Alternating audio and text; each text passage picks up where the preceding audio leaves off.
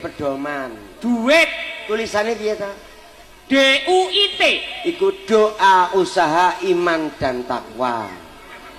Kowe kok iso ae to, Bang? Aku imbuh pokoke wis. Barang doa, usaha, iman dan takwa. Iya. Lah yen ngono iki sing rawuh kabeh iki ayo dijak narkotika. Lah kuwi psikotropika kuwi.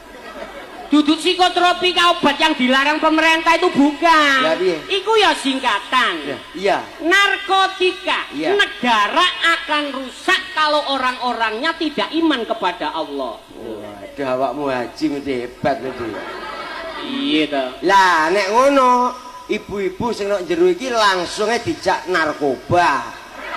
Lah iku sing ora entuk. Ya kok iso? Ah, iku psikotropika. Iya singkatan. Narkoba itu singkatan. Narkoba singkatan. Narkoba. Narik kolore bapak.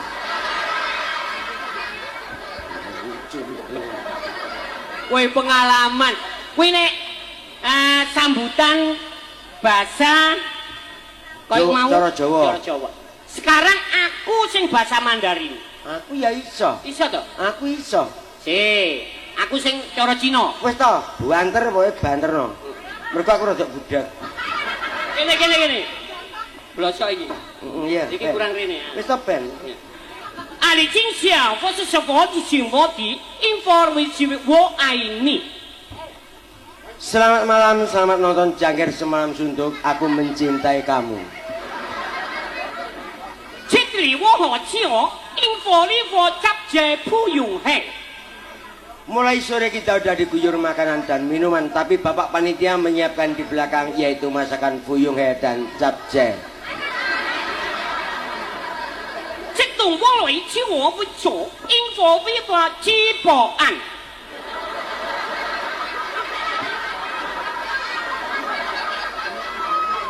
Rupanya para undangan banyak membawa sanak famili juga keluarga. Adik-adik remaja juga membawa pacar. Maaf karena ada bapak-bapak, jangan sampai cipoan.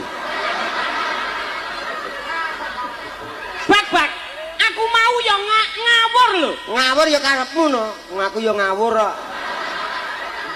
Kowe iku yang ngawur. Ngawur. Wong sambut wong pancen kowe iku wong edan no. Iya piye? Kowe iku wong edan. Wong edan? Heeh. Nah, berarti awakmu ki ya wong edan. Lah kok iso? Lah ro nek aku edan, awakmu muka panggung aku mbok jak. Ayen ngono ya dudu aku tok sing edan. Lah sapa? Apa ngerawet iki ya edan no. Lah kok iso? Karo aku wong edan aku metu kok digekke gelang alit. Ayo. Ayo digendingi. Berarti duduk iki tok ya. Lah sapa? Berarti duduk awake dhewe karo iki tok. Lah sapa? Pak Lurah berarti kowe ngomong apa? iya. Kowe ngomong apa? Ayo Pak Lurah berarti wong bijaksana. Roh wong edan mlumpuk dibayari. Waduh. Wis ta, ora nek mleset. Wong pancen bahagia kok. Lho. Mula ada filosofi ngene ya. Iya. Mula anakmu ya kaya ngono kuwi. Anakku apa? Mula ada filosofi ngene kae. Ada sebuah pohon. Ya. Dan pohon itu berbuah. Ya. Andaikan buahnya jatuh itu tidak akan jauh dari pohon itu. Ya enek sing ado kok wite. Apa? Lah dikondol codot. Maksudnya iku anakmu ya kaya kowe ngono lho. Apa nek anakku nurun aku kan pinter, pelawak terkenal. Pelawak apane wong anakku lho contoh. Contoh apa? Awakmu Pak Haji tapi anakmu peminum lho. Sik to, Pak. Ngombe. Kowe aja gawe-gawe. Ngombe anakmu, ngombe arak. Kowe apa ya ngerti? Ngerti? Lah kowe anakku ki ya anakmu. Iya. Lah mbok ya dikandani to, Pak. Ya tak kandhani ya, tak tuturi ngeneki negara barang. Piye? Iki apa Agas anaknya Agus aku ngono. Anakku kok agas ini. Ayo tak gandengne awakmu to, awakmu Agus, anakmu jenenge Agas. Ya wis ora apa-apa. Iki Agas iki. Heeh. Nggih, Om. Iya. Lah kok ngombe ngene karepmu ya apa? Masa depan bangsa terletak nang pundakmu. Lah nek mbok terus ngombe ini masa depan bangsamu piye? Aku ngono. Lah kok aku ditawani. Piye? Lah ngersakne nang pripun Om lah.